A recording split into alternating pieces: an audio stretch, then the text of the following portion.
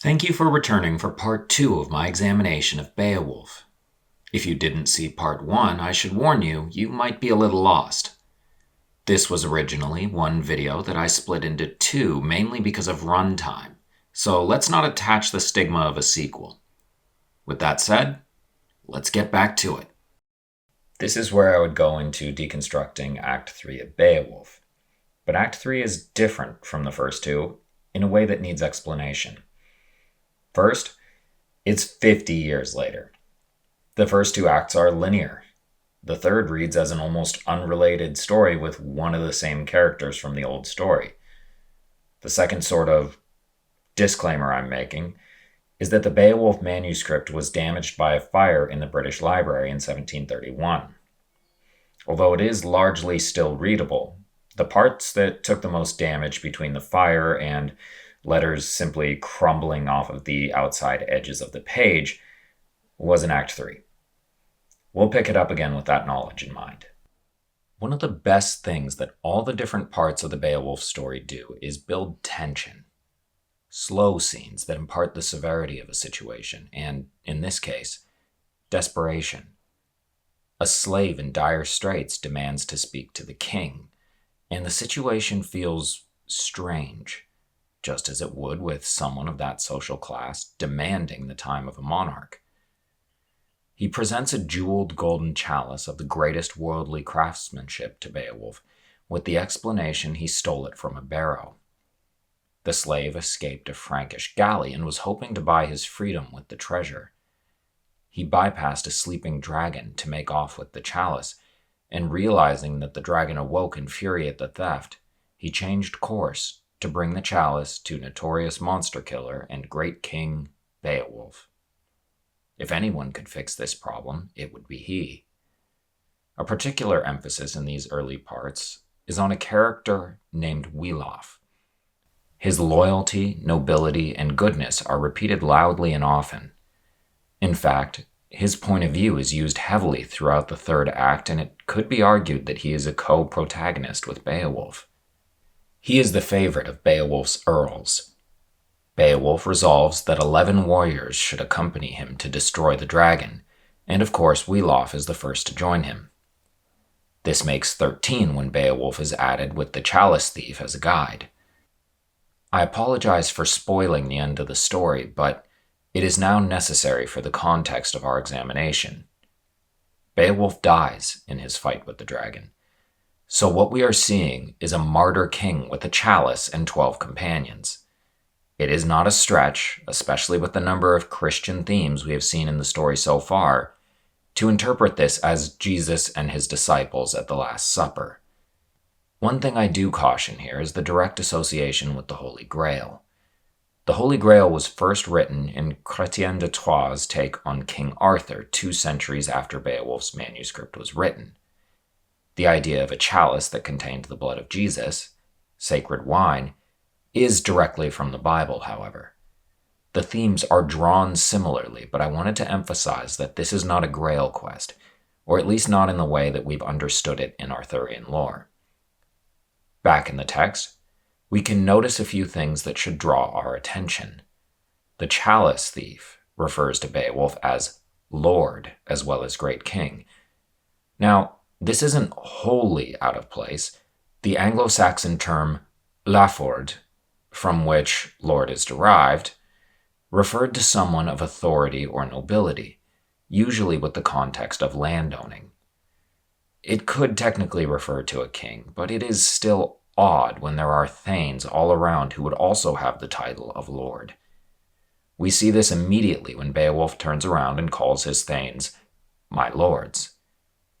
Referring to Beowulf as such would be confusing, so this oddity is in here for a reason. That reason is the association with both the Christian God and Jesus and the title of Lord. While we are looking at Beowulf playing the role of the martyr Jesus, we should recognize that he is not martyring himself for the same cause that Jesus did. In the spirit of biblical text, Jesus died for the sins of the world, of man. In the spirit of the text of Beowulf, he is dying to transition the old Anglo-Saxon world to the new Christian world. We have seen this idea in his interactions with Grendel and Grendel's mother. He slew Grendel, who represented the violent heathen who could not be converted, a monster who hated the society they built.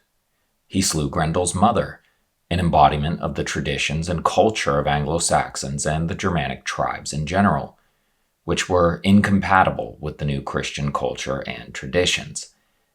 In order to see how Beowulf is finishing this progression in Act 3, let's take some very brief time to understand the Germanic religious ideas they are symbolically moving on from.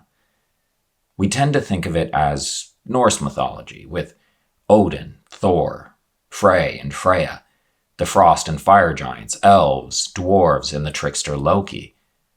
The earlier Germanic religion from which this was derived was a lot simpler and revolved around Odin. The earliest ideas about Odin were more in line with the Green Man, who is a constant throughout various cultures and mythologies, as the ideal balance between man and nature. The earlier forms of his name looked more like Woden or Wotan, and he was a trickster who wandered the woods and took on the forms of animals and other men. He is inextricably linked to the world tree, Yggdrasil, which is either named for one of his aliases, Ig, or the other way around. Everything about his early representation is as a woods wanderer, and in fact the German wold and English wood are both derived from his name. Beowulf's journey to the dragon takes them through a forest. Beowulf leaves the forest to fight the dragon, symbolically leaving the nature-based religion of the past, while his companions are too afraid to leave. Lightning is used as a descriptor of their battle, representing the terrible and unpredictable power of nature. The dragon's eyes glow green, a staple of nature gods in many mythologies. We also see Beowulf's fighting on page written as, "He wove this way and that." This is an extension of the theme from Act 2, where Grendel's mother was a weaver of fate archetype, and Beowulf took the sword shearer of life threads in an act of choosing his own fate. Again, this is a Christian free will theme. Now he is choosing his own fate by fighting an embodiment of the previous nature religion. This is not to say the dragon is necessarily representing a specific nature god, but, like nature gods, is representing the esoteric concept of nature itself, the natural gods of the old world that man must cut himself off from in order to embrace Christianity. It is also noteworthy that the snows in winter are mentioned nearly as often as trees or forest, with winter being the death cycle of nature before spring rebirth. This is a very poignant statement as we look at the story of Beowulf more broadly. The story is about the movement towards Christianity in general, and we have Beowulf's death with the winter, as Welof becomes the new king. We have already talked about Beowulf as a Jesus figure, and Jesus is an iteration of the Summer King. He is resurrected in the spring, as all Summer Kings are. He gives bread and wine that symbolize his body and blood, just as Summer Kings, or more specifically Corn Kings, often sacrifice themselves for harvest to feed the people. Jesus' sacrifice is for slightly different reasons, but the context is still there. Beowulf's sacrifice is for still different reasons, but you will notice at the beginning of Act 3 that there is a paragraph devoted to how Beowulf's reign brought prosperity in the form of bountiful harvests and full fishing nets. Welof, who does not stay in the forest with the other companions, is symbolically showing his faith. He comes to fight with Beowulf, and upon Beowulf's death, he is given the kingdom. This slots him pretty easily into a combination of John and Peter. Peter was given the leadership role in the church, and John was the disciple of Jesus who stayed with him during the crucifixion. Welof itself means what is left or remainder of war or battle. Welof is the one who survives Beowulf's battle with the dragon. He is also what is left of the warlike society, and after Beowulf's death, their kingdom is conquered by the Swedes. More modern interpretations of Beowulf present him as a Viking, and his heroic death in battle after a long life as a mighty hero as the absolute ideal of a warrior who wants to go to Valhalla in the afterlife. This interpretation misses the Christian context of the story. He is mourned across his kingdom and even in other kingdoms, and after his death his mighty enemies conquer his kingdom. It is the death of an era. The heroic ideals he embodied are dead, not just because they don't have a place in the new cultural order, but because he isn't alive to fight for them. Beowulf is a tragedy. Beowulf was a doomed hero because he is of the old world. The age of mighty heroes who fought terrible monsters is over, and that is compounded in the mourning of Beowulf. All right, we made it all the way through one of the most famous and thematically dense works of human storytelling of all time. And that took so long, we might have forgotten that this was actually a video about J.R.R. Tolkien. But it was necessary, because this was absolutely the greatest influence not only on his work, but on his very writing style. The idea of having a symbolic backdrop to characters and places in fantasy books, well, it wasn't a new concept. The idea of having those symbolic backdrops tell a completely different story than the one in the main narrative, at the same time, was new and extremely ambitious. As we have now looked at the story of Beowulf from a point of view somewhat resembling how Tolkien saw it, let's now go through the connections to Tolkien's work, starting with The Hobbit. In The Hobbit, Bilbo falls into a great adventure with a number of dwarves.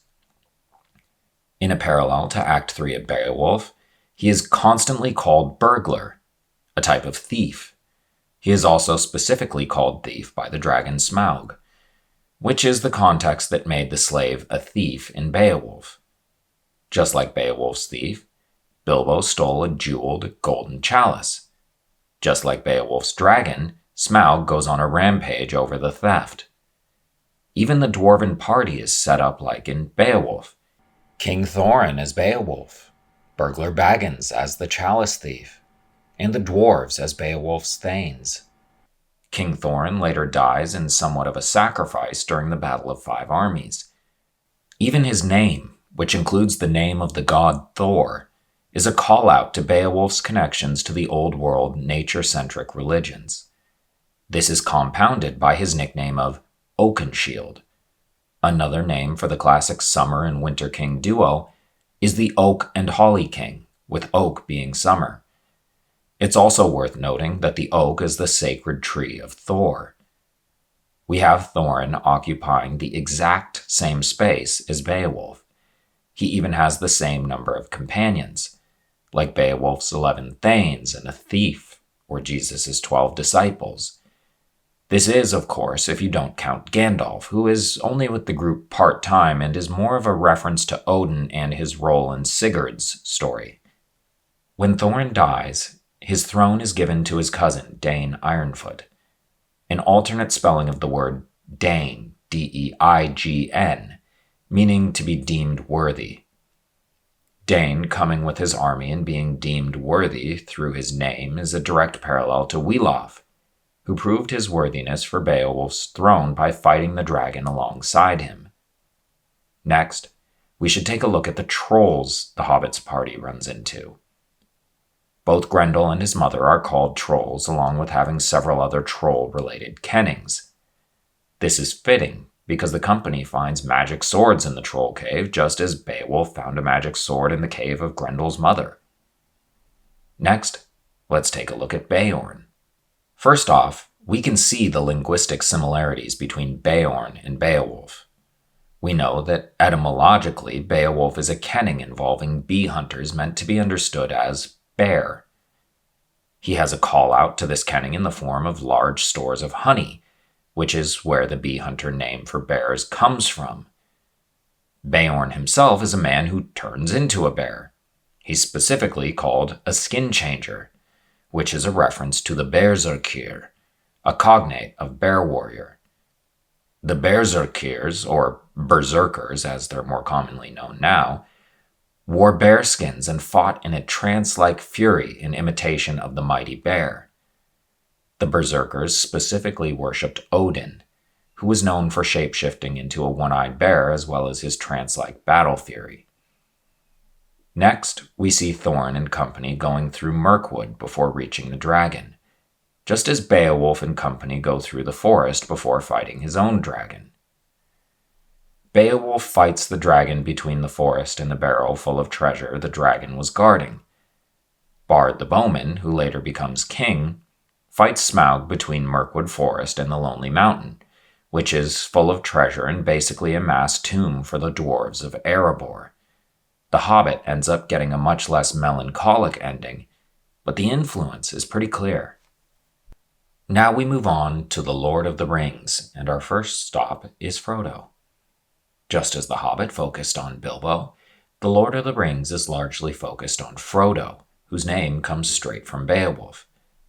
The name, meaning wise by experience, is in both the Prose Edda and Beowulf as a Danish king who was known for his fostering and love of peace. This works well for Frodo, whose main motivation for starting on his journey is to make sure all of the evil following the ring does not break the peace of the Shire. The name means wise by experience, making it a good pairing for Samwise. We see our Fellowship of the Ring doing a number of similar things to both the Beowulf crew and the Hobbit crew as they make their way across Middle-earth. They go into a cave underneath mountains, just like when they had to fight their way out of the Misty Mountains, with the fiery Balrog playing a similar role to Smaug under the mountain. The Kingdom of Moria, or Khazad-dûm depending on the language, is doing similar things to Erebor. It's basically a tomb filled with riches, like the Barrow in Beowulf. Speaking of the Barrow, the hobbits find ancient magical swords in the barrows, one of which is used to kill an invulnerable monster later. The Witch King of Angmar is even called a witch, a traditionally feminine title, to highlight the connection to Grendel's mother, who is also invulnerable and is felled by a magic sword found by the hero. The party goes through a wood, again just like in The Hobbit and Beowulf, but this time it is Lothlorien. It is heavily emphasized in Lorien, even more so than in their stop at the elven haven of Rivendell, that the elves are of the old world and fading, and that they will soon depart Middle-earth. This is a good analogy to Beowulf leaving the forest, and culturally leaving the naturalistic religions. Then we have some splitting up so that we can compound references to Beowulf and Tolkien's other favorites. Boromir dies as somewhat of a martyr, protecting the hobbits after he tried to take the ring from Frodo. Boromir is a good Beowulf figure, and of course he would have to try to take the ring from Frodo, because of the most significant Beowulf kenning I've completely ignored up until now. I apologize for burying the lead this long, but I wanted it to have its own moment. One of Beowulf's kennings or titles is the Lord of those Rings.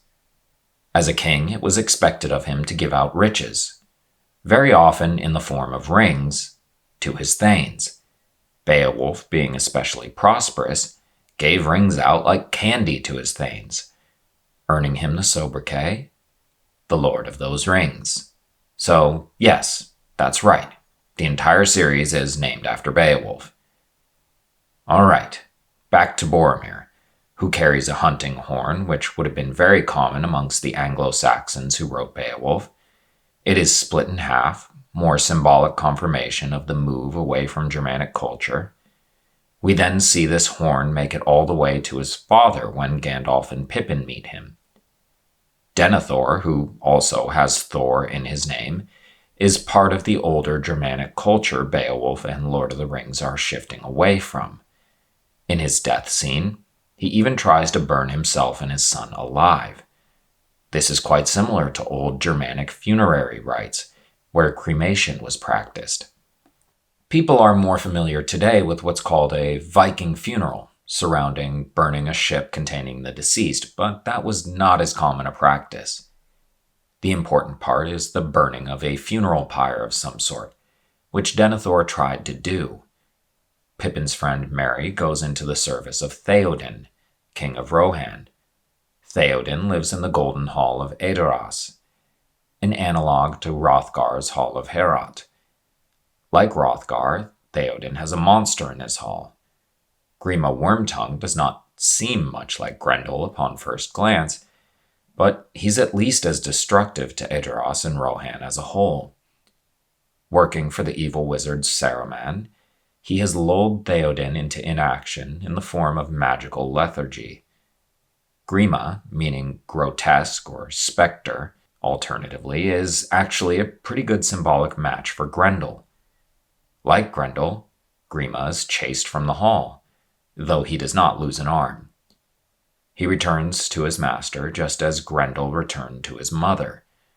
We see our next big call-out to Beowulf as Frodo and Sam try to get the ring to Mordor. Mordor is an Old English word for mortal sin, which eventually evolved into the word murder. It is ringed by a mountain range called Ephel Duath, translated as the fence or encircling ring of dark or night shadow. This matches up well to the cave of Grendel's mother, sometimes called the Cave of Night and Cave of Hell. All of the associations, in all of Tolkien's languages, paint Mordor as a land of shadow and darkness, one in which the sun does not even fly unobscured. Mordor is, essentially, Nightlands. In order to pass into the Nightlands, from a mythological astronomy perspective, one would need to travel through the Cave of Night, which in this case is Shelob's cave. Shelob, which just means female spider, both in Middle-earth and in English, with lobe being an archaic English word for spider. Shelob is playing a few roles here. She is a goddess of the night, akin to Nyx of Greek mythology. She is also playing a black widow, a usually older woman who has gained some agency in her household with the passing of her husband. Frankly, society in general has not traditionally been kind to women who are not producing children and who have acquired social and political power and unapologetically use it. The third, and for purposes of this video the most important, is that Shelob is playing Grendel's mother. Looking back at the spiders Bilbo and the dwarves fought in Mirkwood, we are now told those are Shelob's children. Bilbo and the dwarves sent those spiders fleeing, much like Grendel, and now we meet their mother. Much like Grendel's mother, Shelob is represented as a hag, made obvious in her Black Widow comparison, as widows are usually older women. Where we used verbs like wove and the sword called Shearer of Fates to connect Grendel's mother to hags like the Sisters of Fate in the Norns, Shelob is a literal weaver, a spider. She is trying to catch Frodo in her web and is largely unsuccessful. There is a symbolic death for Frodo as he is stung by Shelob, ironically after losing his sword's sting. This is a lot like Beowulf's sacrificial death, with Sam taking up Frodo's ring, ringmail, and sword. This becomes an even more apt reference towards the end of the book when Frodo makes Sam his heir, and leaves him everything as he departs for the Undying Lands.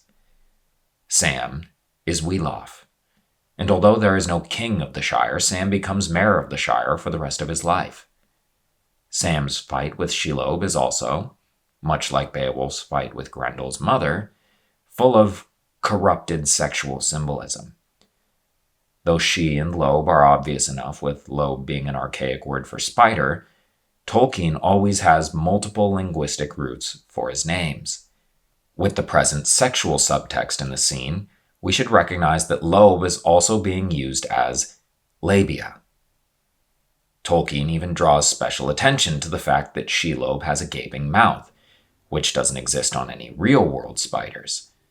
The point of this is that mouths have lips, an anatomical match for female genitalia, with labia being a Latin root meaning lip. Sam held the elven point upward, then Tolkien has Shelob thrust herself upon a bitter spike, just to drive the point home. Deep, deep it pricked. The word bitter, implying poison, and a spider itself implying poison, are used just to round out the poisoned union Tolkien lifted from Beowulf. After Shelob's defeat, Sam attempts to leave the pass of Cirith Ungol to save Frodo at the Tower of Cirith Ungol. Cirith Ungol, named for Shelob, means cleft of the spider. Cleft here means, again, the female genitalia. Yeah, I'm sorry if this is affecting the way you see Lord of the Rings, but there is sexual symbolism with Sam and Shelob. After Sam's rescue of Frodo, the weight of the ring really starts to oppress Frodo. This is a likening to the burden of Jesus carrying his cross.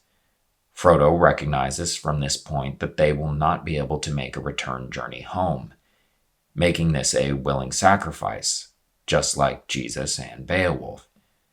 In the end, though Frodo does not die, he leaves for the Undying Lands. Beowulf no longer fit in the culture of the New World, an age with no heroes or monsters. Frodo did not fit in the New Age, as the world literally started a new age, the Fourth Age. So he went to the Undying Lands, leaving Sam the Wheeloff as his heir. Most of the remaining elves go with, and so does Gandalf, himself an Odin analog with no place in the new Christian culture that the Age of Men is an analogy for. Tolkien loved Beowulf. He loved the depth. He loved the hidden meaning that could be found only through many reads and deep study. He loved the art of subtext, symbolic metaphor, and imagery. His friends say he saw a secret code in the text. In a way, they were wrong. It wasn't a code. It was the themes and cultural implications that a reader might register subconsciously. But in a way, they were right. Because what Tolkien took from Beowulf and mastered in Lord of the Rings is the code for high fantasy. Every high fantasy series contains hidden depth, analogy, religious and folkloric reference, and philosophical messaging. Tolkien saw the brilliance in Beowulf and somehow made it shine even brighter. We may not know who wrote down Beowulf, who changed it and expertly wove in their own thoughts and beliefs, but we do know who did it for Middle-earth. For that, Tolkien, like Beowulf, will be remembered forever. Thanks for watching. 1,000 Voices out. Home is behind, the world ahead, and there are many paths to tread, through shadow to the edge of night, until the stars are all aligned. Mist and shadow, cloud and shade, all shall fade, all shall fade.